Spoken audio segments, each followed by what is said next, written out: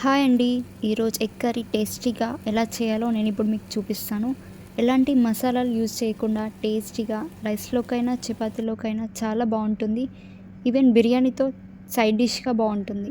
మీరు ఎప్పుడైనా egg curry చేసేటప్పుడు ఈ ప్రాసెస్‌లో చేయండి. ఇంట్లో అందరికీ నచ్చుతుంది. మరి ఇంకా లేట్ చేయడం ఎందుకు? ఈ ఎగ్ కర్రీ నా స్టైల్‌లో ఎలా చేయాలో చూద్దాం రండి. ఫస్ట్ దీనికోసం ఎగ్స్ బాయిల్ చేసుకోవాలి. నేను 4 ఎగ్స్ తీసుకుంటున్నాను. అందులో కొన్ని వాటర్ యాడ్ చేయండి.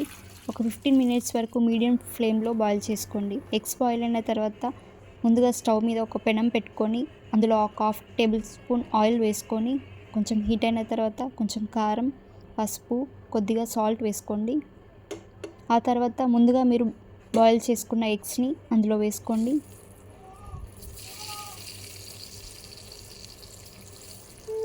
మంటని మీడియం ఫ్లేమ్లో పెట్టి పైన గోల్డెన్ షేడ్లో లేయర్ వచ్చేంత వరకు బాగా ఫ్రై చేసుకోండి.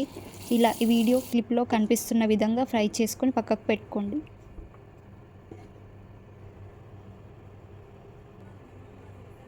నెక్స్ట్ ఇందులో 2 స్పూన్స్ ఆయిల్ వేయండి. ఆయిల్ హీట్ అయిన తర్వాత 2 బగారాకులు, 2 లవంగాలు, 2 యాలక్కులు, కొంచెం అల్లం వెల్లుల్లి పచ్చివాసన పోయేంత వరకు వేయించుకోండి.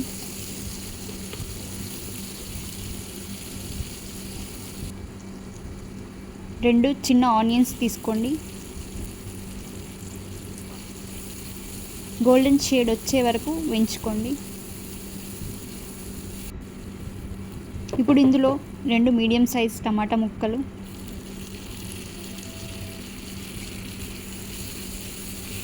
2 పచ్చిమిర్చి,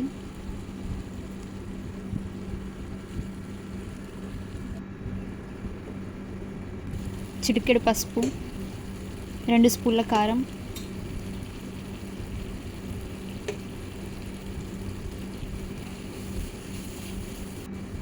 రుచికి సరిపడే ఉప్పు వేసుకోండి. నూనె పైకి తేలే వరకు బాగా కలుపుకొని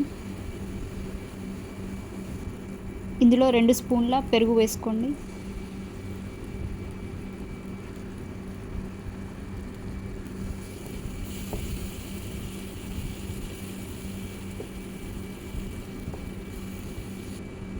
మీ గ్రేవీ ఎంత కావాలో అన్ని వాటర్ యాడ్ చేయండి. నేనైతే 1 కప్ వాటర్ యాడ్ చేస్తున్నాను. తర్వాత మనం బాయిల్ చేసుకొని ఫ్రై చేసుకున్న ఎగ్స్ని ఇందులో వేసుకోండి.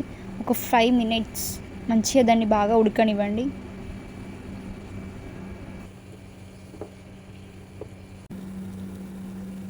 తర్వాత స్టవ్ ఆఫ్ చేసి కొంచెం కస్తూరి మేతి, కొంచెం కొత్తిమీర,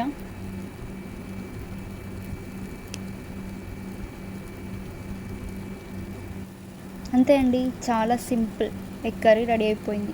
మీరు కూడా ట్రై చేయండి. ఎలాంటి మసాలాలు లేకుండా, ఘాటు లేకుండా సింపుల్ ప్రాసెస్, టేస్టీగా కూడా ఉంటుంది.